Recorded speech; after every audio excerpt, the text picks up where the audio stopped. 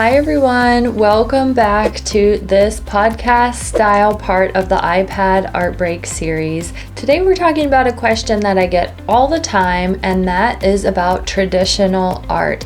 Can we still do traditional art and make it profitable? Is it better than digital art? Maybe digital art's better. What about now that AI is on the scene? What's going on? So we're going to talk about, is traditional or digital better for profitability specifically, and how can we do both? Should we do both? Should we not do both? Let's talk about it. I'm Liz Kohler Brown. I'm a surface designer and hand letterer who loves helping people find their style and sell their work. This topic has really been at the top of my mind lately because I've seen AI getting better and better and being able to do a lot of the simple things that we do digitally really easily. And so I want to get ahead of that. I don't want to be left behind as digital art changes. That's one of the main reasons why we're talking about this right now. As AI becomes a prevalent force in the art and design world, we have to ask ourselves, how are we different? What makes us special, human, and creative, and what elements of visual art and design touch people's hearts? I think that's a really big part of it that we have to consider, is that art contains emotion,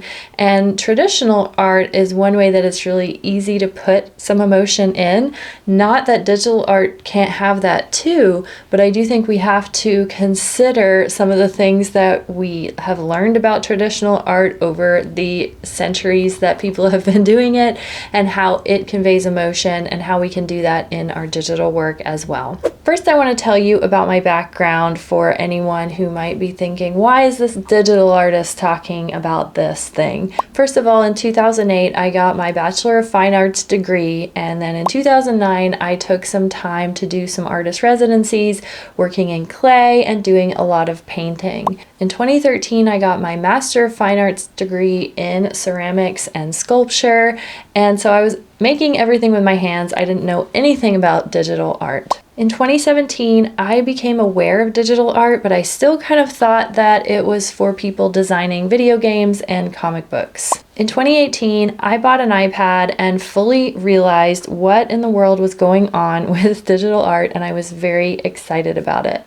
By 2019, I had built a full-time income from my digital designs, integrating a little bit of my traditional work as well. So over the years, I've worked with watercolor, acrylic, ceramics, paint. I've used a lot of different traditional and digital mediums, so I kind of have an idea of the spectrum and what you need to do to make your digital art look a little more on the traditional side. In my current process, I use both digital and traditional methods to create my patterns, textures, Procreate brushes, lettering, and motifs. I can tell you from a licensing perspective that art licensors do really value traditional art. Not that it has to be 100% of your process, but they do appreciate when there is that traditional feel in there, and that you can demonstrate in some way that the traditional methods played a part in your process. So this kind of leads us to ask, which is best, traditional or digital? Should we just abandon one and just do the other?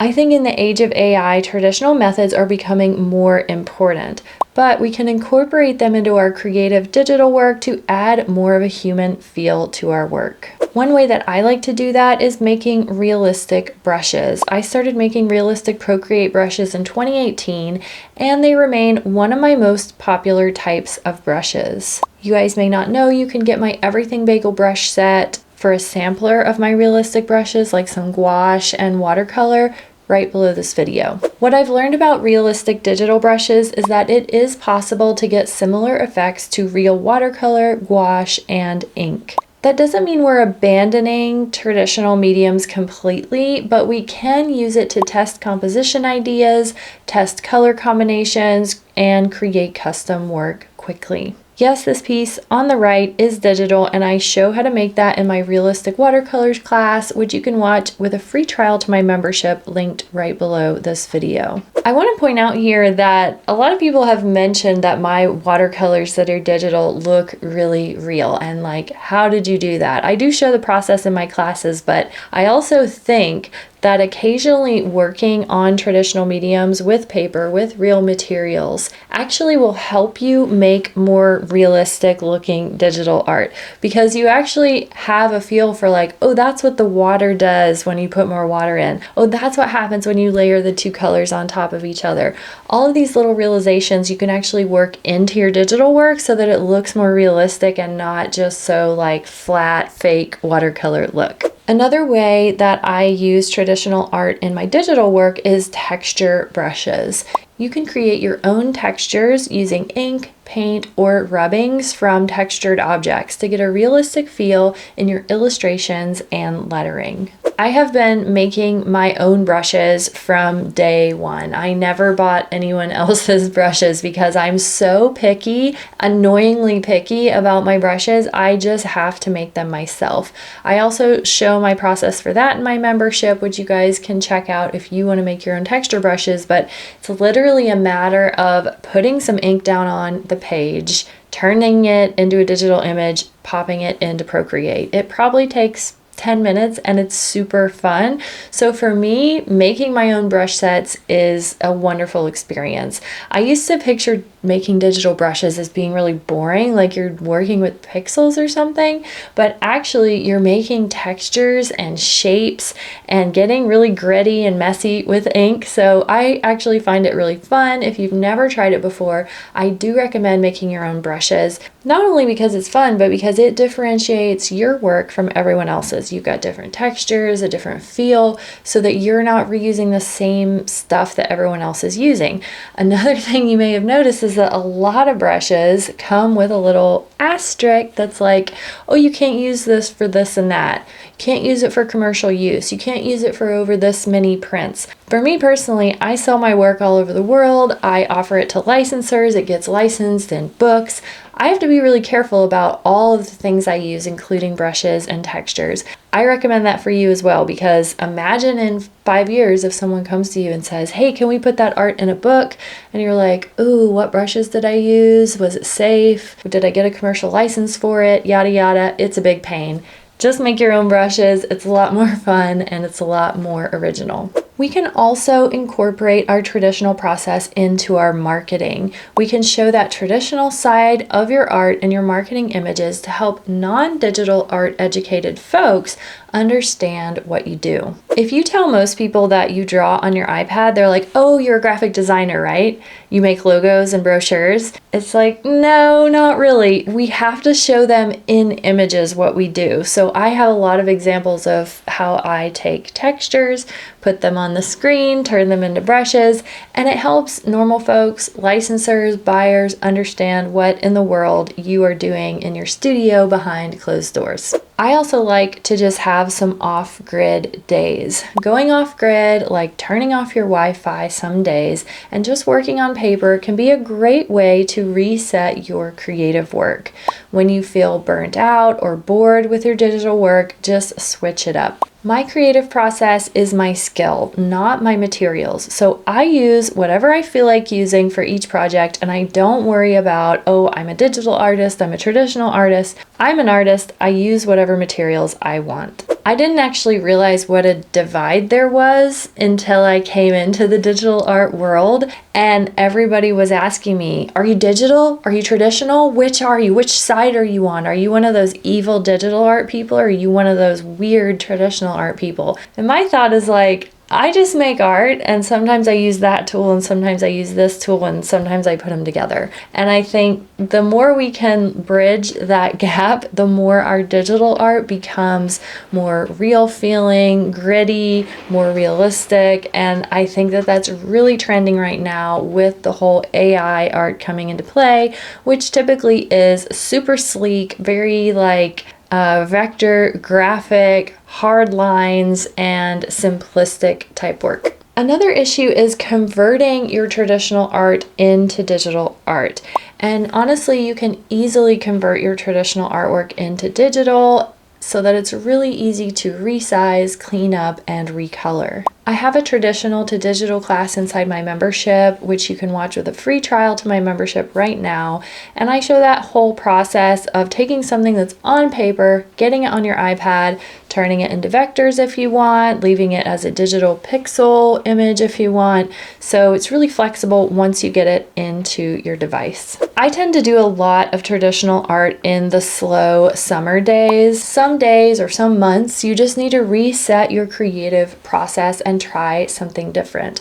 I think this is one of the easiest ways out of creative block, and it sometimes actually results in a whole new collection. It always surprises me when I think I'm like escaping my work, like I'm just gonna go do a painting project today and get away from my work and not even think about it. And then I get into the painting process and I'm like, oh, this is my work. This is my next collection. So really, when you go to do some traditional stuff, if you're typically a digital artist, you're not stepping away from your work. You're just flexing a different muscle. And just like in weight training, it's a good idea to use all your different muscles and not just use the same one over and over, because that is not a good way to build strength. One thing I want to say about creative block for anyone who's suffering through that is moving equals flowing. If you feel like your creative mojo is gone, it is time to move your body more. Get messy with some paints, paper, ink, or even crayons to see what happens. I find that 90% of the time when artists have creative block, it's because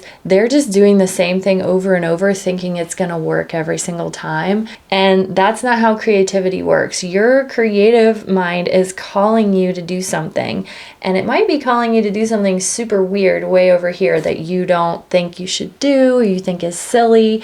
That might be something like collage, ink on paper, painting, layering, who knows? Gluing strings to a canvas. I don't know, whatever weird thing you want to do. But you need to take the time to do that, because that's going to inform your other work. So if you feel something calling you, oh, that would be interesting, oh, that would be fun, take this local workshop, try this weird new material, try it, and it will get you outside of that creative block. Sometimes I even like to make my repeat patterns using this traditional process. If you create repeat patterns, try making some motifs or whole patterns right on paper. You can emphasize your traditional work to licensors or buyers, and that gets them really excited about you as an artist. I have a traditional pattern design class inside the studio, so if you've never tried that before, that is a really fun way to go back in history with me, learn how people used to make repeat patterns before digital art, and see how that can add more beauty into your patterns.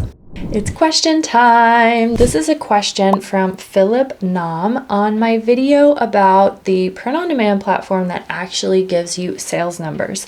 Philip says, this is exactly what I needed to hear. I'm so tired of guessing what designs will sell.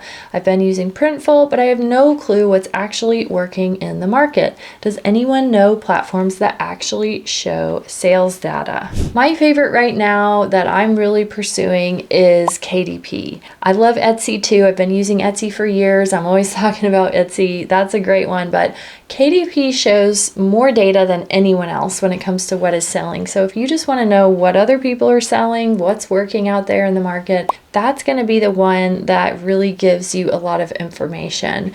These print-on-demand sites like Printful and Gelato that are like suppliers of printed products that you plug into your website, they don't tell us what's selling. So that's not going to be very helpful for us. But KDP, Etsy, you can glean a lot of information about what's already working over there.